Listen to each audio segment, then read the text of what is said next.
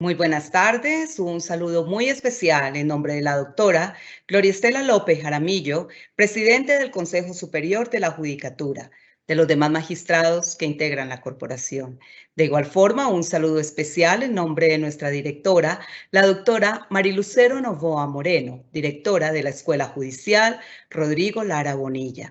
Sean todos bienvenidos a esta conferencia virtual denominada el trámite de las notificaciones y traslados a la luz del decreto 806 del 2020, que hace parte del sexto ciclo de capacitación en tecnologías de la información y las comunicaciones, que hemos denominado decreto 806 del 2020. El decreto en mención adopta medidas para el uso y el aprovechamiento de las TIC en las actuaciones judiciales. Entre ellos, como propósitos están agilizar los procesos, flexibilizar la atención a los usuarios del servicio de justicia en el marco precisamente del estado de emergencia económica, social y ecológica generado por la pandemia. Dentro de las motivaciones que sustentan el decreto en mención, se identifican medidas que fueron adoptadas por el Consejo Superior de la Judicatura, como preferenciar el trabajo de los servidores judiciales desde sus casas mediante el uso de las TIC. De esta forma, adelantar la recepción, gestión, trámite y decisión de las actuaciones judiciales y administrativas a través del uso de las TIC. Usar los medios tecnológicos para todas las actuaciones, comunicaciones, notificaciones, audiencias y diligencias. Por la importancia que reviste el mencionado decreto, el Consejo Superior de la Judicatura, a través de la Escuela Judicial Rodrigo Lara Bonilla, acoge la solicitud del Consejo de Estado de realizar un ciclo de capacitación dedicado exclusivamente a los contenidos del decreto, razón por la cual tiene desarrollo este sexto ciclo en tecnologías de la información y las comunicaciones, específicamente dirigido al decreto 806. La conferencia de hoy tiene como propósito comprender los alcances de los artículos octavo, noveno y décimo del decreto 806, referidos a las notificaciones y traslados. En esta oportunidad tenemos el gusto de contar de nuevo con el doctor Diego Fernando Enríquez Gómez, abogado, magíster en Derechos Humanos de Familia de la Universidad de Barcelona, especialista en Derecho Procesal de la Universidad Nacional. El doctor Diego ha sido docente en pregrado y posgrado en Derecho de Familia y actualmente se desempeña como juez 15 de familia de Medellín. Doctor Diego, es un gusto tenerlo de nuevo hoy con nosotros. Bienvenido, tiene el uso de la palabra. Gracias, doctora Mónica. Muy buenas tardes a todas y todos. Me complace nuevamente estar aquí en la Escuela Judicial compartiendo estos temas tan interesantes. Deseo saludar a la doctora Marilucero Novoa Moreno, directora de la Escuela Judicial Rodrigo Lara Bonilla, al igual que a la doctora Gloria Estela López Jaramillo, presidente del Consejo Superior de la Judicatura, desde acá, desde la ciudad de Medellín, compartiendo pues estos temas tan interesantes y de tanta aplicabilidad en nuestro quehacer diario, como lo es el decreto 806, el cual del 2020, el cual ya lleva más de un año en su aplicación, pero aún hoy en día se han surgido diferentes formas de interpretación y de aplicación del mismo. Por eso, hoy vamos a hablar de trámite de las notificaciones y de cómo también se ha interpretado la aplicación de estas normas previstas en este decreto. Y para ello, entonces, me permito compartir con ustedes estas diapositivas. Es importante siempre tener presente el objeto de la ley, cualquier ley, ¿no? En particular, este decreto ley, que como sabemos muy bien, el contexto en que se emitió este decreto, pues fue en unas circunstancias en las cuales se hizo imperioso o se hace imperioso el uso de los medios tecnológicos como una forma para dar respuesta efectiva por parte de la Administración de Justicia. Ello implicó pues un reto muy grande, tanto por la rama judicial como por toda la comunidad jurídica, por los abogados y abogadas, e incluso por los usuarios, en la medida en que tuvimos que adaptarnos a esta nueva realidad. Y dentro de ese reto está también el hecho de lograr conocer las providencias judiciales. el acto más importante del proceso y a partir del cual se garantizan los derechos fundamentales al debido proceso, el derecho de defensa y el derecho de contradicción. Por eso quiero resaltar, porque entiendo que este es un ciclo donde ya se han estudiado varias de sus disposiciones, por eso no quiero regresarme nuevamente a ellas, pero sí resaltar una disposición que se enlaza con el tema de manera directa a los artículos que vamos a estudiar el día de hoy, que corresponde al parágrafo primero del artículo segundo de este decreto. Este parágrafo nos dice lo siguiente: se adoptarán todas las medidas para garantizar el debido proceso, la publicidad y el derecho de contradicción en la aplicación de las tecnologías de la información y de las comunicaciones. Para el efecto, las autoridades judiciales procurarán la efectiva comunicación virtual con los usuarios de la Administración de Justicia y adoptarán las medidas pertinentes para que puedan conocer las decisiones y ejercer sus derechos. Luego, entonces, se trata de un mandato por parte de este decreto para quienes ejercemos la Administración de Justicia, hacer efectiva la comunicación en las decisiones judiciales. No se trata solo de cumplir con ese propósito de hacer uso de los medios tecnológicos, sino que este necesariamente debe estar en armonía con la Constitución política y sobre todo con el derecho de defensa. Por eso, la palabra que resalto de esta primera disposición es que las comunicaciones deben darse de manera efectiva. Y para ello, entonces, vamos a ubicarnos en las normas que son relevantes para el estudio de las notificaciones. ¿Cómo se logra, entonces, esa comunicación efectiva a la que alude esta disposición? Empecemos por traer a colación esta norma que ustedes ya, bueno, quienes han seguido el ciclo, la han tenido presente, pero quiero resaltar de este artículo sexto lo relacionado al deber de enviar la demanda y sus anexos a la parte demandada. Porque recordemos lo siguiente: en el trámite de notificación existen tres supuestos, tres mandatos, tres acciones más bien, tres acciones. Una de ellas, comunicar la providencia judicial, que propiamente esa es la notificación. Pero tratándose del primer auto, el demandado debe tener conocimiento tanto de la demanda como de sus anexos. Entonces debemos diferenciarlos. Una cosa es dar a conocer la providencia judicial, otra, hacerle llegar la demanda y los anexos, el escrito demanda y anexos, y otra, tercer acto,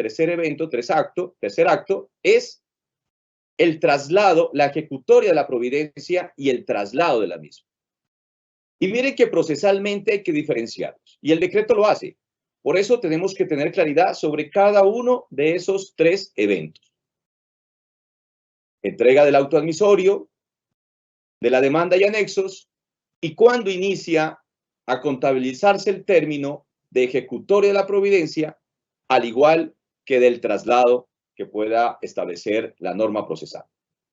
Por ello, resalto lo que dice el artículo sexto, porque aquí ya hace una división de esos dos actos, en tanto que ordena que con la presentación de la demanda, algo novedoso para nuestro sistema, porque no lo traía el Código General del Proceso, que con la presentación de la demanda se remita, ya sea de manera virtual o de manera física, la demanda y los anexos.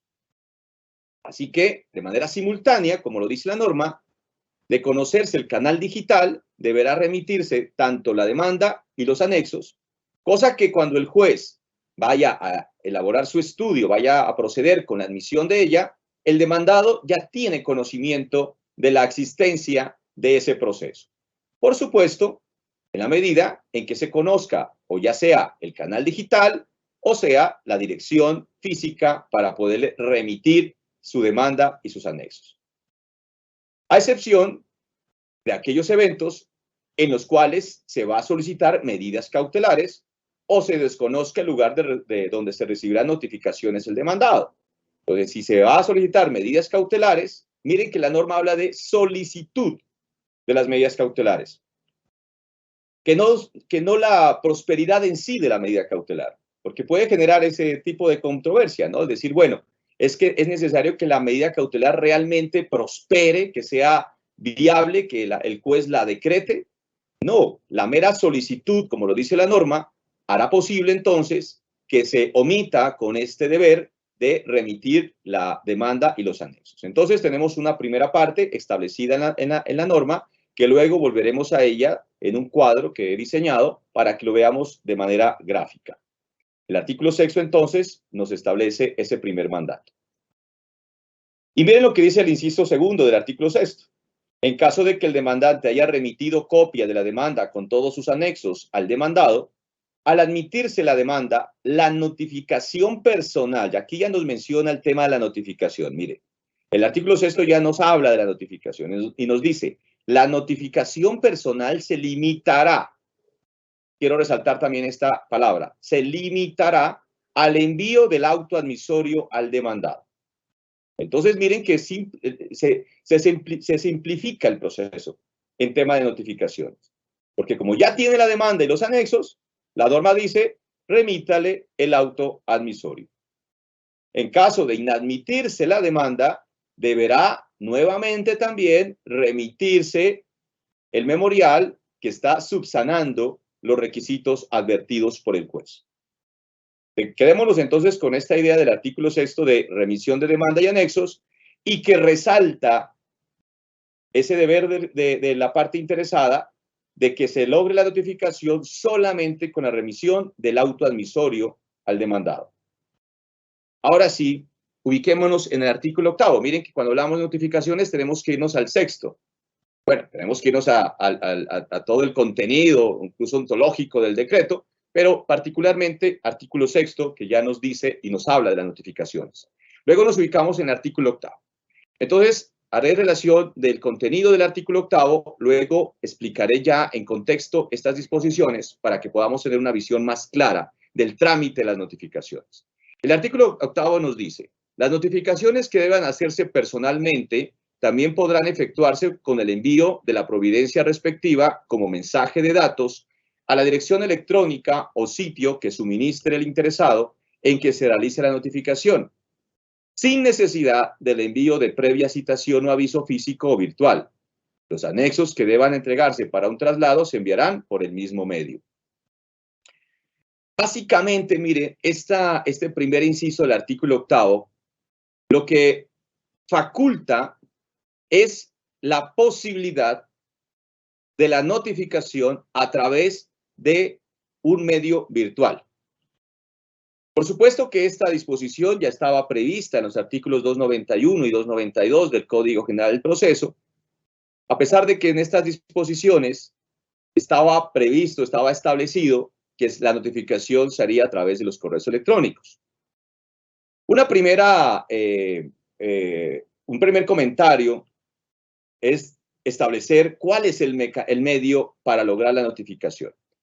Diremos que por directrices del Consejo Superior de la Judicatura se ha dicho que el medio idóneo para la comunicación del despacho hacia los usuarios, abogados, usuarios, es a través de los correos electrónicos, en la medida en que el despacho cuenta con correos electrónicos y le es factible entonces a un juzgado poder verificar, constatar tanto la remisión como la recepción de esos mensajes de datos. Pero en relación a la función que cumple el despacho y tener canales oficiales de comunicación, que es muy importante tenerlo presente. El juzgado tiene canales oficiales de comunicación, que son los correos electrónicos, que han sido habilitados para los despachos judiciales y por consiguiente terminan siendo el mecanismo idóneo y efectivo de la comunicación por parte de los usuarios de la justicia. Y además también tener presente que en esta norma se hace referencia expresa a que no es necesario el envío de una citación o aviso físico o virtual. Recordemos que la citación o aviso son términos utilizados en el trámite de notificación del artículo 291 y 292. El 291 nos dice que se debe remitir una citación para que la persona a notificar se presente al despacho y, de no ser posible, se remita un aviso. Lo que nos dice el artículo 8 es entonces que no se requiere el envío de esa citación o aviso, ya sea físico o virtual. Nos dice también esta norma que el interesado afirmará bajo la gravedad del juramento, que se entenderá prestado con la petición, que la dirección electrónica o sitio suministrado corresponde al utilizado por la persona a notificar, informará la forma como la obtuvo y allegará las evidencias correspondientes, particularmente las comunicaciones remitidas a la persona por notificar. Quiso el legislador, bueno, el gobierno en este caso, crear una forma de garantía de poder confirmar que se trata de del correo electrónico o del medio virtual del demandado, el que ha sido aportado por el interesado, por la parte demandante. Y la forma de cómo verificar y constatar que es real la información es a través de lo que la misma norma habla acerca de las evidencias correspondientes. Esas evidencias correspondientes pueden ser de múltiples clases, en la medida en que logre indiciariamente, porque no debe constituir una plena prueba, sino de que permita suponer a través de esas evidencias que en efecto corresponde, por ejemplo, ese correo electrónico al demandado y no a otra persona. Y eso se entendería que lo hace bajo la gravedad del juramento. ¿Qué significa eso? Que en caso de que se actúe con la intención de afectar, de engañar, de incurrir en una falsedad, podría estar a cargo, pues podría hacerse merecedor esa persona de un delito penal. Ahora bien, este inciso es muy importante. La notificación personal se entenderá realizada una vez transcurridos 2 días hábiles siguientes al envío del mensaje, y los términos empezarán a correr a partir del día siguiente al de la notificación. Nos dice claramente la norma que cuando se hace uso del medio tecnológico, del canal virtual para la notificación del demandado, ¿desde qué momento empieza a correr el término de la ejecutoria de la providencia y de igual manera los traslados? Y claramente nos dice transcurridos 2 días hábiles siguientes al envío del mensaje. Esta norma debemos leerla bajo la óptica constitucional, en tanto que fue sometida a un control constitucional y a través de sentencia C-420 del 2020, el entender constitucional de la disposición es el que, con comillas, el término allí dispuesto empezará a contarse cuando el iniciador recepcione acuse de recibo o se pueda por otro medio constatar el acceso del destinatario al mensaje. En resumen, pues para no introducirnos en este tema tecnológico de lo que se entiende por acuse de recibido, pero lo podemos entender con este aparte de la sentencia claramente, a mi criterio, es lo que dice la Corte Constitucional en esta sentencia C-420 del 2020. Comillas, el Consejo de Estado, la Corte Suprema de Justicia y la Corte Constitucional coinciden en afirmar que la notificación de las providencias judiciales y los actos administrativos no se entiende surtida solo con el envío de la comunicación mediante la cual se notifica, sea cual fuere el medio elegido para el efecto, sino que resulta indispensable comprobar que el notificado recibió efectivamente tal comunicación. Así, la garantía de publicidad de las providencias solo podrá tenerse por satisfecha con la demostración de que la notificación ha sido recibida con éxito por su destinatario. ¿Qué entendemos por recibida la comunicación? Si se trata de un correo electrónico, el mismo sistema nos permite acreditar que fue no solamente enviado, sino que efectivamente fue recibido. Lo que establece la Corte Constitucional, y que en algunos eventos se ha malinterpretado, es que se deba también, además de corroborarse que fue recibido el mensaje, que este fue leído. Son 2 actos diferentes. Y la Corte, la ley, la norma y la jurisprudencia de la Corte no habla, no exige que el mensaje efectivamente haya sido leído, sino que haya sido recibido. Por ende, si se trata de un mensaje a través de correo electrónico, la misma plataforma informa si ese mensaje fue recibido, incluso determina la fecha y la hora. Yo creo que todos nos hemos percatado, sabemos cómo constatar que en efecto fue recibido el mensaje. Entonces, una cosa es el envío, otra cosa es el recibo y otra cosa es la verificación de leído. No exige la ley, la norma, la jurisprudencia de que en efecto pueda ser leído o haya sido leído ese correo electrónico si se trata de ese medio virtual al que hace alusión la norma. Cuando exista discrepancia, sigue la norma, el decreto 806. Cuando exista discrepancia sobre la forma en que se practicó la notificación, la parte que se considere afectada deberá manifestar bajo la gravedad del juramento al solicitar la declaratoria de nulidad de lo actuado que no se enteró de la providencia, además de cumplir con lo dispuesto en el artículo 132 a 138 del Código General del Proceso. Algo que realmente genera mucha controversia sobre la aplicación de esta disposición es cuando encontramos que personas, bueno, hoy en día la gran mayoría de quienes somos activos laboralmente, contamos con diferentes correos electrónicos. Muchos de ellos son de la usanza de la persona, algunos otros se han abierto por alguna necesidad, un curso en una universidad, una clase, la oficina que exigió abrir un correo electrónico, y es posible que sí sea ese correo electrónico de la persona, pero que no sea de la usanza, o sea, del uso de la persona. Hay jurisprudencia del Tribunal Superior de Medellín que ha establecido una subregla sobre esta norma, y es que no basta demostrar que el correo realmente sea de la persona, sino que también corresponda al uso de la misma. Debemos acudir, obviamente, a las pruebas para determinarlo, pero ya le corresponderá entonces, como carga probatoria, a quien alegue la nulidad, demostrar fehacientemente que ese correo electrónico, que si bien es cierto, él es el titular y tiene su contraseña de ingreso, no lo utiliza. Para ello, pues tendrá que traer testigos o las pruebas que sean necesarias, porque debe demostrar que realmente no lo usa. Entonces, miren que podemos encontrarnos con dos situaciones. Una, que realmente no sea el correo electrónico, cosa que en ese supuesto tendría que la parte que alega la nulidad simplemente decir que no es de él el correo, porque es una negación indefinida, debiendo entonces la parte demandante demostrar que efectivamente sí es el correo del demandado.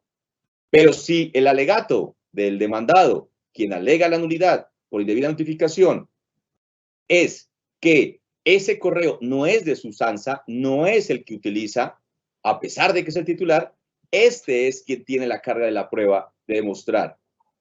Puede hacerlo a través de los medios tecnológicos, incluso demostrar que efectivamente ese correo no es abierto, no tiene mensajes en ese correo, o que las fechas de los mensajes son y que no ha sido manipulado, pues alterada la información, o que en efecto los testigos digan que ese correo se abrió para un caso puntual determinado, como un caso que yo tuve en el cual el señor, su sobrina le había abierto un correo electrónico al señor ya de avanzada edad, de 80 años de edad, porque a través de ese correo le iban a informar las citas médicas de la EPS.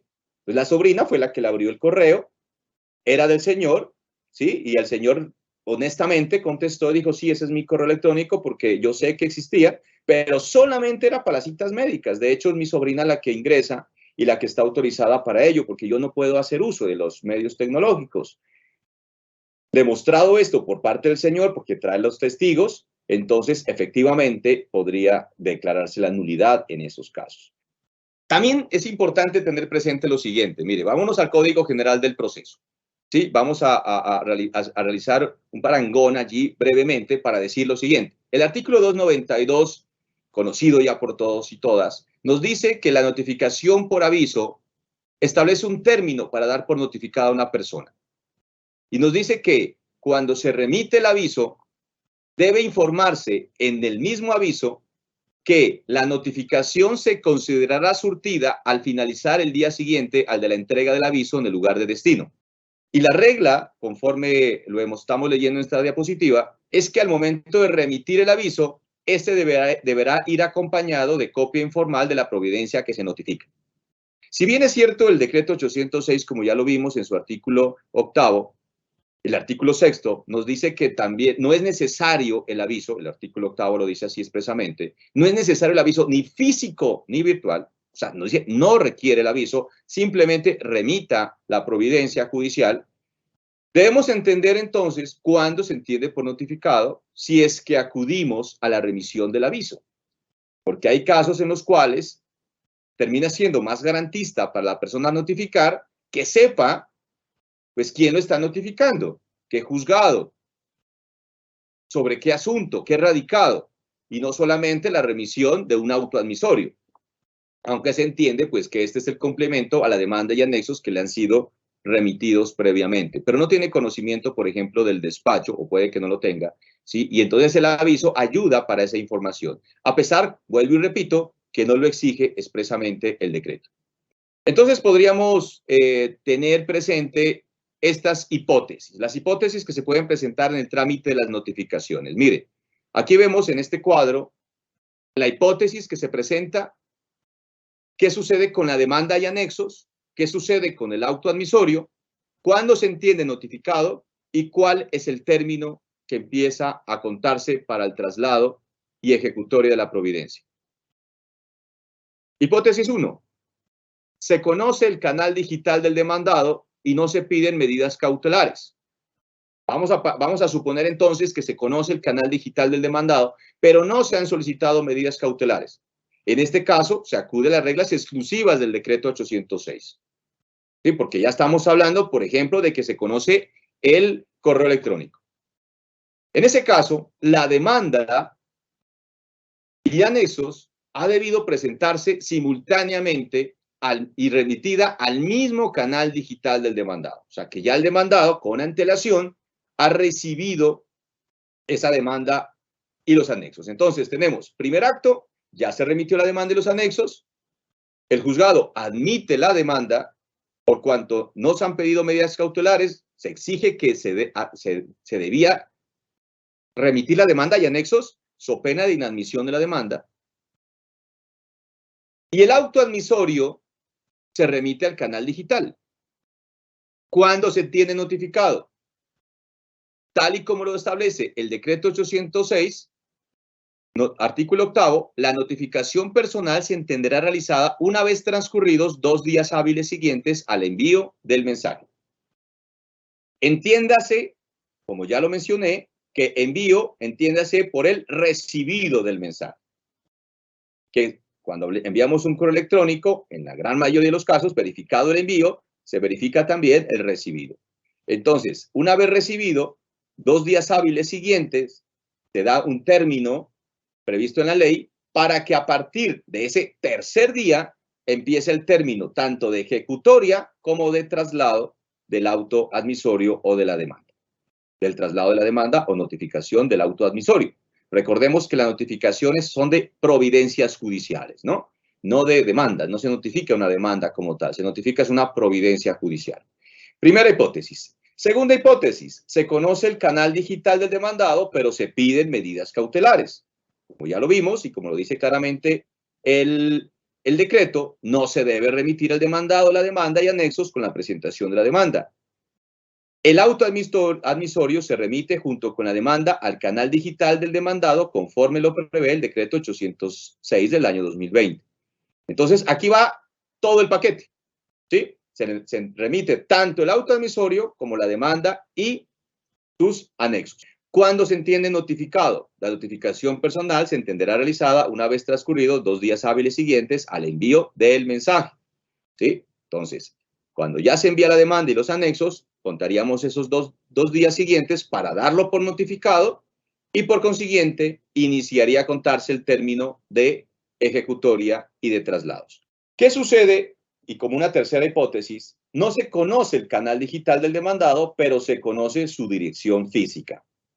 En ese supuesto, se deberá remitir la demanda y anexos de manera física a la dirección aportada en la demanda, bajo el entendido también de que no se han solicitado medidas cautelares, ¿no? En ese caso se remite físicamente. La norma hace referencia al envío de la demanda, no la constatación del recibido, porque la norma no lo exige. La norma lo dice claramente, se debe remitir o el envío de la demanda. Debe constatarse, sí, que hubo un envío, pero no específicamente la norma exige que se pruebe, que se demuestre que hubo ese tal recibido, ¿no? Porque puede darse esa situación o esa hipótesis también que efectivamente no se haya recibido esa demanda como tal. Porque después viene, digámoslo así, el trámite del auto admisorio, ya que la demanda y anexos se han entregado con antelación. Una vez se profiere el auto admisorio, la notificación se entenderá surtida al finalizar el día siguiente al de la entrega del auto en el lugar de destino. Miren aquí entonces, por eso traje a colación el artículo 292, inciso primero, porque aquí, ¿qué hacemos frente a la providencia física del auto admisorio? ¿Cómo constatamos realmente que ese auto admisorio en efecto fue recibido por el demandado? Ya que, como lo menciona el artículo tercero, debemos garantizar que las notificaciones o las comunicaciones de las providencias sean efectivas. En consecuencia, teniendo una norma que prevé la notificación física de las providencias, acudimos a ella para entender cuándo se entiende notificado un demandado. Entonces aquí se remitiría ese auto admisorio y se entendería surtida la notificación al finalizar el día siguiente al de la entrega del auto en el lugar de destino, con la anotación o salvedad de que ahí sí se requiere la constatación de la empresa de correo certificando que en efecto se entregó ese auto admisorio. Claro, para que allí sepamos con certeza de que vive el demandado, habita, reside, labora y por ende se logró la remisión de ese auto admisorio. Hay abogados que han optado por anexar el aviso, o más bien, al aviso anexarle el auto admisorio. Ya vimos que la norma menciona o dice que no es necesario el aviso. Sin embargo, considero que es una buena práctica remitir el aviso porque además en el aviso se deja la constancia de cuándo se entiende notificado el demandado, porque así lo exige el artículo 292. Dice, se entiende notificado vencido el día siguiente, finalizado el día siguiente. Sabrá el demandado, el notificado, cuándo ya se entiende notificado. Y además, muy importante esto, para que lo tengan presente, y es cuando inicia el traslado de la demanda o en la ejecutoria de la providencia, que se entendería a partir del día siguiente a su notificación. O sea, vencido el día siguiente de la entrega, vencido ese día, empieza el término de ejecutoria y de traslado. La garantía de derecho de defensa y de contradicción del demandado es que se le advierta esto. ¿Por qué? Porque podríamos encontrar un vacío normativo o más bien una contradicción con lo previsto en el artículo 91 del Código General del Proceso, el cual establece que cuando se surte la notificación por aviso, se le adiciona, se le conceden 3 días a ese notificado, a esa persona a notificar, para que se acerque al despacho y retire las copias. Vencidos los 3 días, pues, la copia de la demanda y los anexos. Vencidos esos 3 días, que dice el artículo 91, se daría entonces el inicio al término de la ejecutoria. Como no es factible que el demandado asista al despacho, o al menos así hasta ahora se ha interpretado, por el tema inicial de que el propósito del decreto era que no haya evitar en lo posible el contacto de las personas, pues esto tendría que hacerse de manera digital. Por consiguiente, entonces, la misma remisión del auto admisorio con el aviso, allí se le informa que cuándo se entiende notificado y cuándo empieza a contar el término de ejecutoria y de traslado. Una cuarta hipótesis, cuando no se conoce el canal digital ni dirección física del demandado, pues ahí tenemos que acudir a lo que ya hemos hecho en múltiples casos, que es el emplazamiento previsto en el artículo 108 del Código General del Proceso, atendiendo lo previsto en el artículo 10 del decreto 806. En la medida en que esta norma, el artículo 10, trae una modificación que termina siendo mucho más ágil, más efectiva al momento de surtirse el emplazamiento. La norma nos dice que se hará el emplazamiento solamente en el Registro Nacional de Personas Emplazadas sin necesidad de publicación en un medio escrito. Pues eso agiliza muchísimo los trámites de notificación y me parece muy acertado que se haya acudido por esta alternativa. ¿Cuándo se entiende notificado el demandado? Se solicita su emplazamiento conforme lo autoriza el artículo 293 del Código General del Proceso para que éste se produzca a través del curador ad litem, de ser el caso. Tenemos estas principales hipótesis, pues yo creo que son todas las hipótesis que se podrían surtir en el trámite de la notificación. Ahora bien, tema que también ha generado mucha controversia, y es la notificación por conducta concluyente. ¿Cómo articulamos el artículo 301 con el decreto 806? Porque la notificación por conducta concluyente, entiéndase aquel evento en el cual no le es remitido un auto admisorio, pero que la parte interesada, el demandado, por ejemplo, se notifica por sus propios medios, o sea, sin que exista una notificación previa. De lo contrario, no hablamos de notificación por conducta concluyente. Si el demandado envía un correo electrónico al juzgado sin que previamente se le haya remitido un auto admisorio diciendo que se da por notificado, en consecuencia, le damos aplicación a la 301. Y nos dice el artículo 301, la notificación por conducta concluyente surte los mismos efectos de la notificación personal. Cuando una parte o un tercero manifieste que conoce determinada providencia o la mencione en escrito que lleve su firma, o verbalmente durante una audiencia o diligencia, si queda registro de ello, se considerará notificada por conducta concluyente de dicha providencia en la fecha de presentación del escrito o de la manifestación verbal.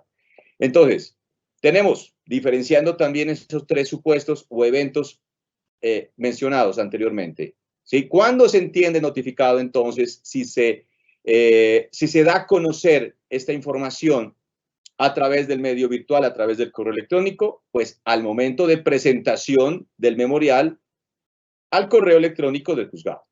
Este sería, pues, obviamente, por analogía, en el entendido de que si se remitió el memorial dando a conocer lo que dice la norma, se entendería notificado por conducta concluyente desde ese momento. Y el término, ¿sí? El término de traslado y de ejecutoria variaría en la medida en que se determine cuándo se le da a conocer la demanda y los anexos. Porque una cosa es que el demandado diga, me doy por enterado de la providencia judicial del auto admisorio, pero requiero de la demanda y los anexos. ¿Sí? Porque son dos, como dije ya, lo he reiterado, dos momentos diferentes. Tan así que incluso con el Código General del Proceso, una cosa es darlo por notificado y otra es cuando se le entregan los traslados, que también remite el artículo 91. Entonces le dan un lapso de tiempo de 3 días cuando se hacía o se hace, pues también, porque puede que se haga a través del Código General del Proceso. Y esos 3 días permitirían entonces un término razonable para que la persona se acerque al despacho, retire la demanda, los anexos y a partir entonces del día siguiente, vencidos los 3, empieza el término de la ejecutoria y de los traslados. Pero cuando se notifica virtualmente y lo que se da a conocer por parte de ese notificado es su dirección electrónica, significaría entonces que el despacho tiene el deber de remitirle la demanda y los anexos. Y advertirle entonces que vencido el día siguiente de la remisión de esa demanda y anexos, empezaría a contarse el término de ejecutoria y de traslado. Y esto por cuanto tenemos que ser conscientes y ser considerados también de que aquí lo que importa es dar plenas garantías de defensa. Siempre debemos irnos a ese extremo. ¿Qué es lo más garantista? Para el demandado y para que pueda ejercer su derecho de contradicción y evitar así irregularidades o nulidades futuras. Entonces el demandado se le remite la demanda, notificado por conducta concluyente, y se le advierte entonces que la ejecutoria de la providencia y de los traslados, si es que es traslados, empezaría a contarse a partir del día siguiente. Con esto ya entonces se garantiza los derechos del debido proceso. Y bueno, el resto de la norma se aplica tal y como está prevista en el Código General del Proceso. Y aquí tendremos entonces las hipótesis. Se entiende notificado en la fecha de presentación del escrito o de la manifestación verbal. El traslado se deberá dar trámite a lo previsto en el artículo 91. Este artículo 91, como ya mencioné, dice: el demandado podrá solicitar en la Secretaría que se le suministre la reproducción de la demanda y de sus anexos dentro de los 3 días siguientes, vencidos los cuales comenzarán a correr el término de ejecutoria y de traslado de la demanda. Entonces, una primera hipótesis en este tema es que el demandado se presente. Hoy en día puede presentarse un despacho judicial y solicitar que se le remita virtualmente la demanda y los traslados y los anexos como tal, dentro de esos 3 días. Es una hipótesis válida que la prevé el artículo 91 del Código General del Proceso, norma esta vigente, y que también permitiría darle esas garantías a esa persona. Otra hipótesis que correspondería a la notificación por conducta concluyente es dar trámite a lo previsto en el inciso tercero del artículo octavo del decreto 806, el cual dice que la notificación personal se entenderá realizada una vez transcurridos 2 días hábiles siguientes al envío del mensaje, y los términos empezarán a correr a partir del día siguiente al de la notificación. Entonces, el despacho, como ya lo decía hace un momento, la hipótesis es que el demandado no asista o el notificado no asista al juzgado, sino que se le remitirá directamente al correo electrónico. Si este ha sido el medio a través del cual se ha comunicado el demandado, pues se le remite la demanda con la advertencia de cuándo empezaría a contarse el término de ejecutoria y traslados.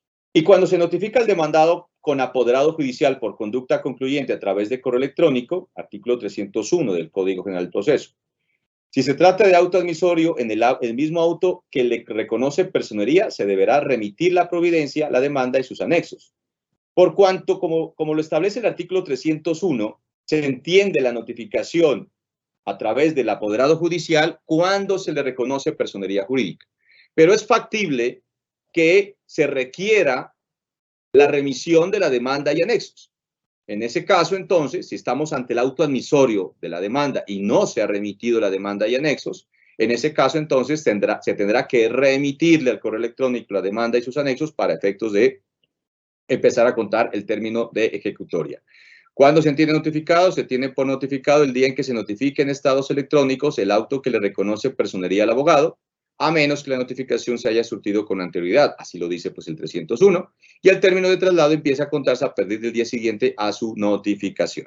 Es necesario también tener presente lo señalado por la reciente jurisprudencia de la Corte Suprema de Justicia en tratándose de acciones de tutela, que ha generado controversia esta posición de la Corte Suprema de Justicia, por cuanto podría interpretarse para diferentes tipos de notificación, ya que le da un alcance al trámite de notificación de las providencias judiciales en las acciones de tutela, pero que algunos han dicho que también es factible para otro tipo de supuestos. Lo cierto es que es una decisión interpartes y que la ratio decidendi se aplica conforme a lo decidido y estudiado para ese caso concreto.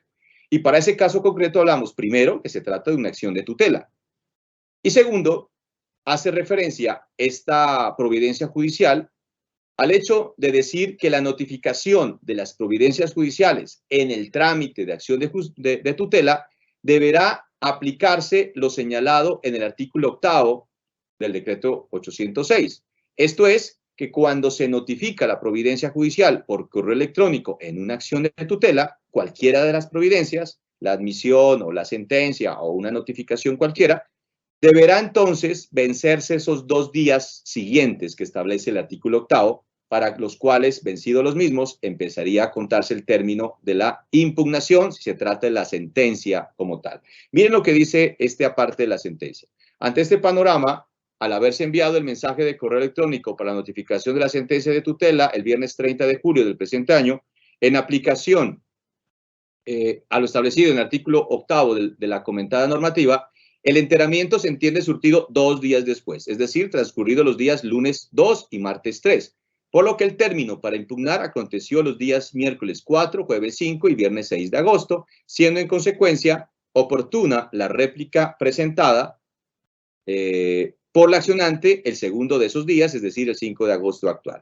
Bueno, lo quise mencionar así por cuanto nos permite también tener claridad de los términos, ¿no? Los tiempos, cuándo se empieza a contar el término de traslados. Mire, claramente la Corte Constitucional Corte Suprema de Justicia trae este ejemplo para saber cuándo se entenderían vencidos esos 2 días que establece el decreto 806. El artículo 9 nos dice y nos habla acerca de la notificación por estados y traslados. Ya sabemos que la notificación por estado se fijarán virtualmente con inserción de la providencia y no será necesario imprimirlos ni firmarlos por el secretario ni dejar constancia con firma al pie de la providencia respectiva. No obstante, no se insertarán en el estado electrónico las providencias que decretan medidas cautelares o hagan mención a menores o cuando la autoridad judicial así lo disponga por estar sujetas a reserva legal. De la misma forma podrán surtirse los traslados que deban hacerse por fuera de audiencia. Los ejemplares de los estados y traslados virtuales se conservarán en línea para consulta permanente por cualquier interesado.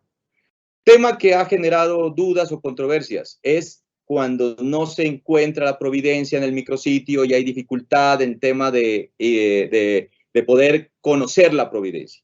Hay una sentencia de la Corte Suprema de Justicia inicial, digo inicial cuando empezó a regir este decreto, que garantizó los derechos en cuanto que el abogado manifestó que desconocía este trámite de la plataforma y de ubicar el micrositio, de extraer la providencia, y por ende no pudo asistir a la audiencia, etc. Esa justificación hoy en día ya no es válida, ¿no? Hoy en día, después de ya de superado más de un año en vigencia del decreto, pues, y además por cuanto, al menos en este momento, no sabemos qué puede pasar el día de mañana, al menos por ahora están personal del despacho atendiendo de manera directa, atendiendo los teléfonos, de igual manera los correos electrónicos, pues ya sería una negligencia no justificable de un abogado que manifieste que no logró encontrar una providencia y por tanto se le vencieron los términos de un traslado, por ejemplo. No es válida esa argumentación porque ya existen varios mecanismos, varios espacios, oportunidades para que pueda informarse de una providencia virtual. Cuando una parte acredita haber enviado, dice la norma, ¿no? Esta disposición, cuando una parte acredita haber enviado un escrito del cual deba correrse traslado a los demás sujetos procesales mediante la remisión de la copia por un canal digital, se prescindirá del traslado por secretaría, el cual se entenderá realizado a los 2 días hábiles siguientes al del envío del mensaje y el término respectivo empezará a correr a partir del día siguiente. Esto pues agiliza mucho el trámite, pero hay que estar muy atentos de que efectivamente se haya remitido la providencia a la contraparte, de aquellas que, por ejemplo, implican un traslado. Ejemplo, un recurso. Si se interpone un recurso, se entiende que el mismo se le remitió a la contraparte y empezará a contarse el término del traslado de ese recurso vencido los 2 días siguientes, como lo dice este parágrafo. Pero lo que debe hacer el juzgado es constatar que efectivamente se remitió ese mismo memorial simultáneamente a la contraparte. De lo contrario, estaría en la obligación de surtir el traslado secretarialmente como lo hacía antes, ¿no? Como lo establece el Código General del Proceso. Siempre haciendo efectiva la información, la notificación de las providencias judiciales. Y, como ya lo mencioné hace un momento, el artículo 10 nos habla de los emplazamientos y que el gran cambio, digamos, o la modificación que hace este artículo es que solamente se surte con el Registro Nacional de Personas Emplazadas sin necesidad de publicación en un medio escrito. Hay muchas cosas más que podríamos hablar sobre el tema, sin embargo, por el tiempo, dejo ya de compartir las diapositivas. Le concedo la palabra a la doctora Mónica para que me informe si hay preguntas sobre este tema. Muchísimas gracias, doctor Diego. Tenemos demasiadas preguntas, doctor. Entonces, a ver, vamos con la primera. ¿Es procedente la notificación personal a través de las redes sociales como WhatsApp y Facebook? Bien, aquí es tema de criterio, ¿no? ¿Yo qué opino? ¿Sí? Dejar claro una cosa. La forma de comunicarse del juzgado hacia los usuarios es a través de correo electrónico. ¿Sí? ¿Por qué? Porque es el medio oficial y a través del cual se verifica, se constata que en efecto se remitió una providencia judicial, por ejemplo, o se comunicó un oficio, un despacho a otro despacho. ¿sí? El canal oficial es el correo electrónico, de eso no puede haber duda. Otra cosa muy diferente es que el interesado, supongamos la parte demandante, quiera notificar el auto admisorio al demandado a través de una red social. La red social que considero que puede ser habilitable, y de hecho yo la acepto en mi despacho, es el WhatsApp. ¿Por qué el WhatsApp? Porque termina siendo muy, pero muy efectivo en las notificaciones. Más que el correo electrónico. Como lo dije en la charla, mire, nosotros tenemos varios correos electrónicos y no todos los días estamos pendientes de lo que nos llega en cada uno de esos correos electrónicos. De hecho, iniciando esta charla, me habían enviado el link a mi correo, a uno de los correos que tengo en el despacho, y yo no lo había visto. De hecho, no lo abro ese correo electrónico. Entonces, termina siendo realmente más complejo y de pronto, digamos, hay mucho más riesgo de que se pueda generar estas nulidades. Ya he tenido dos en ese sentido, de que dicen, ese correo yo no lo uso. Una prosperó la nulidad, la otra no, pero miren que puede generarse este tipo de controversia. Mientras que el WhatsApp es el celular de la persona. Y hoy en día, casi todas las personas mayores de edad, bueno, también los menores de edad, pero las personas mayores, quiero decir, aquellas personas de avanzada edad, están familiarizadas con esta red social, con el WhatsApp. Utilizan el celular. Y qué mejor que les llegue la notificación a su celular que a un correo electrónico, porque es inmediata la forma en que se comunican. Y algo muy importante, se puede constatar y verificar que se remitió y que se recibió, porque el mismo sistema permite saber que se recibió el mensaje. Y ahí aparece la fecha de cuándo fue recibido, y con el pantallazo se constata que se remitió, a pesar de que aparece el pantallazo de lo que se envió, y no podemos constatar realmente qué fue lo que se envió. Ya será el demandado el que demuestre y alegue que no se le remitió lo que correspondía. Por ejemplo, no la totalidad de la demanda, no la totalidad de los anexos. Pero es que es lo mismo que pasa cuando se remite físicamente o se remite a través de correo electrónico. Sí, bueno, no sé si todos los despachos constatan y abren todos los archivos y verifican todos los anexos, pero ya será el demandado el que diga, un momento, no me llegó completo. Entonces, en este caso, tendrá que volverse a remitir y de igual forma podrá constatarse y verificarse. Yo lo habilito, lo considero, además por algo que está sustentado en el decreto, y es que el decreto no lo prohíbe. El decreto dice por el medio virtual que ofrezca o que establezca el interesado.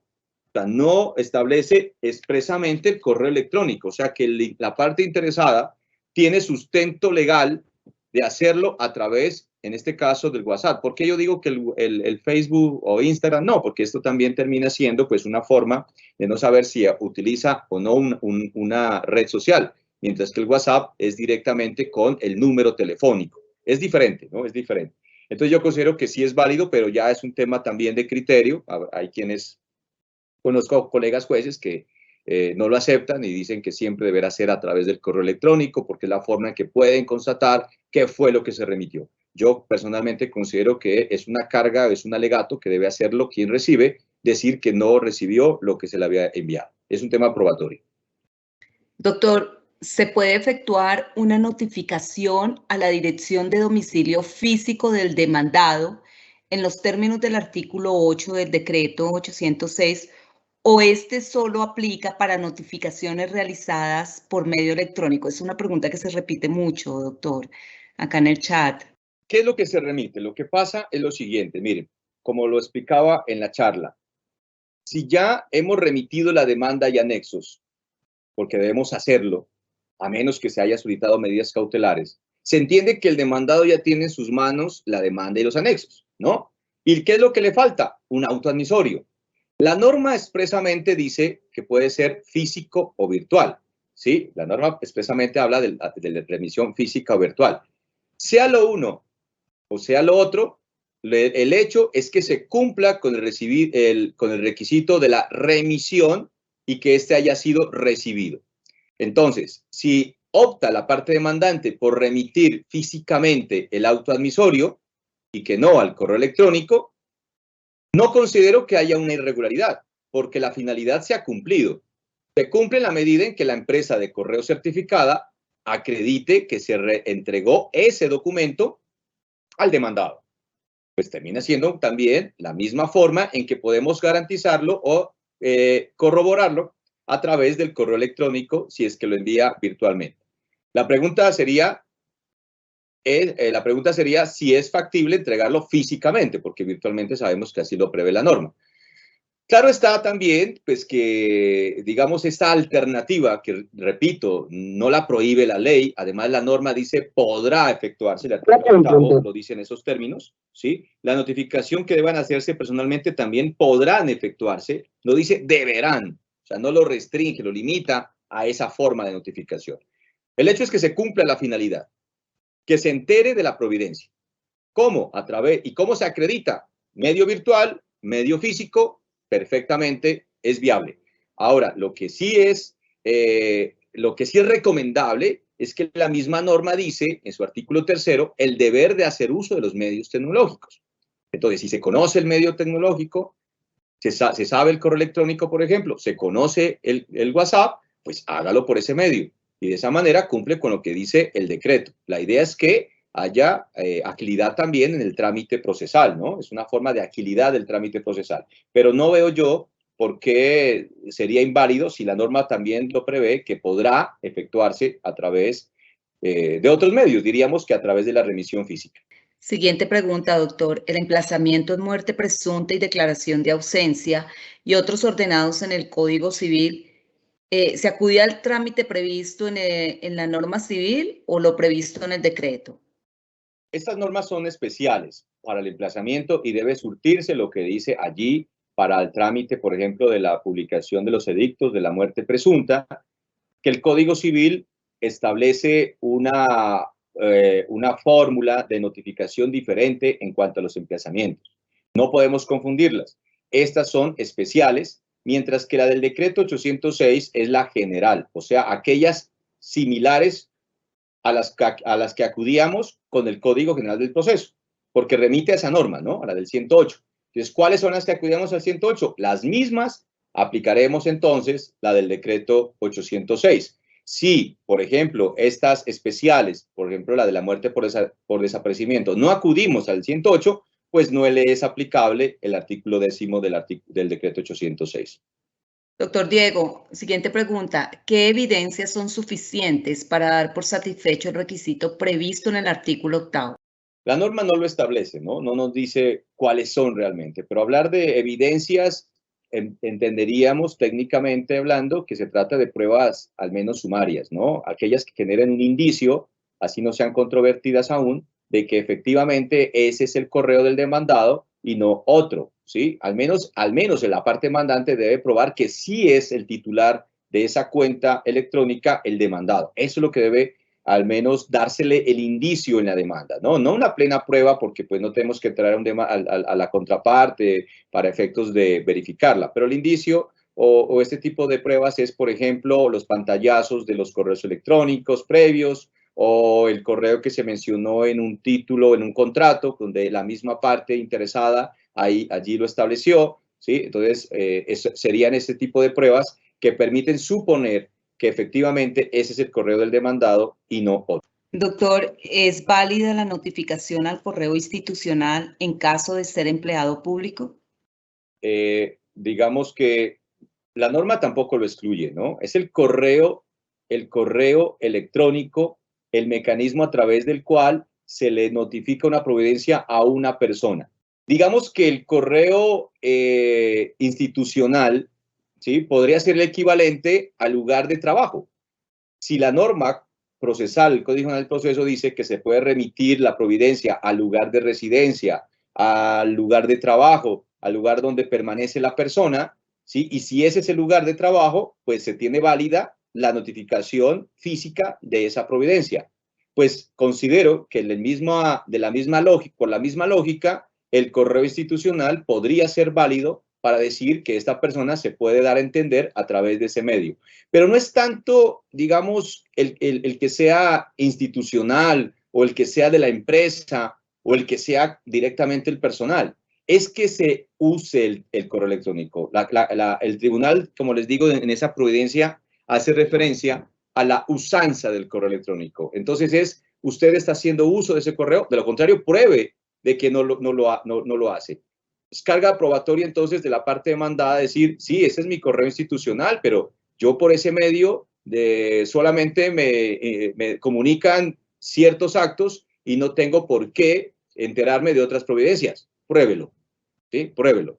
¿Por qué? Porque es un medio de correo electrónico y la norma habla de medio virtual, o sea, no excluye, no delimita, no hay una norma que diga solamente a los personales, primero que todo. Y segundo, se parte de la presunción de que si es del titular, este lo usa. Entonces tendrá que demostrar que no lo usa o que realmente le está prohibido hacer uso de estos correos, pero bueno, habría que asumir ya el tema probatorio quien esté interesado. Pero a mi criterio, no hay razón jurídica para decir que este no sea el correo idóneo para remitir una providencia judicial o notificar una providencia. Una última pregunta, doctor. ¿La contestación de la demanda debe remitirse con copia al correo del demandante o solo se envía al juzgado para que ellos discorran traslado? Considero que debe ser remitida al demandante también, ¿no? ¿Por qué? Porque el Código General del Proceso, norma que está vigente, establece que todos los memoriales que se presentan al despacho simultáneamente deben ser remitidos también a la contraparte. Ya lo traía el Código General del Proceso, norma esta que está vigente. Por consiguiente, tratándose de un memorial, que la contestación es un memorial, debe también remitírselo, incluso puede haber sanción por no hacerlo.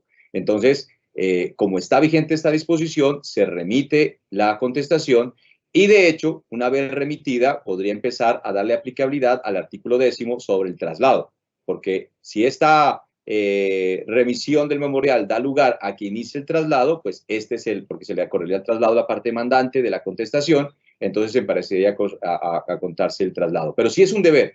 Todos los memoriales, absolutamente todos, tienen que remitirse a la parte contraria, a menos que se trate, por ejemplo, de aquellos que correspondan a medidas cautelares y que requiera pues, que no se conozcan por parte del demandado. Pero como ya se encuentra vinculado, pues ya entenderíase que la providencia judicial debe conocerla la parte contraria. Entonces no veo razón para decir que no es posible o no se debe remitir la contestación. Se debe hacer. Doctor Diego, un agradecimiento muy, pero muy especial por su clara exposición sobre este tema tan importante, el trámite de las notificaciones y traslados a la luz del decreto 806 del 2020. Como le digo, doctor, hay muchísimas preguntas en el chat, pero yo creo que con lo que nos acaba de explicar, con todo lo que nos acaba de dejar, la normatividad a través de la cual la práctica judicial se han causado en el uso y aprovechamiento precisamente de las tecnologías de la información y las comunicaciones para hacer frente a las medidas extraordinarias que ha impuesto precisamente este estado de emergencia económica, social y que se hacen esenciales para el ejercicio cotidiano de la práctica judicial. Nos ha quedado muy claro, doctor, y nos gustaría nos volviera a acompañar en otra oportunidad, doctor. Muchísimas gracias y por estar con nosotros de nuevo. Muchísimas gracias a usted, a la Escuela Judicial, por la invitación que se me hace y aquí estaré presto las veces que ustedes lo requieran. Muchísimas gracias. Gracias, doctor. A los servidores y servidoras judiciales y a todas las personas que actúan en el sector justicia que se conectaron a esta conferencia virtual. Muchísimas gracias. Un feliz resto de día para todos.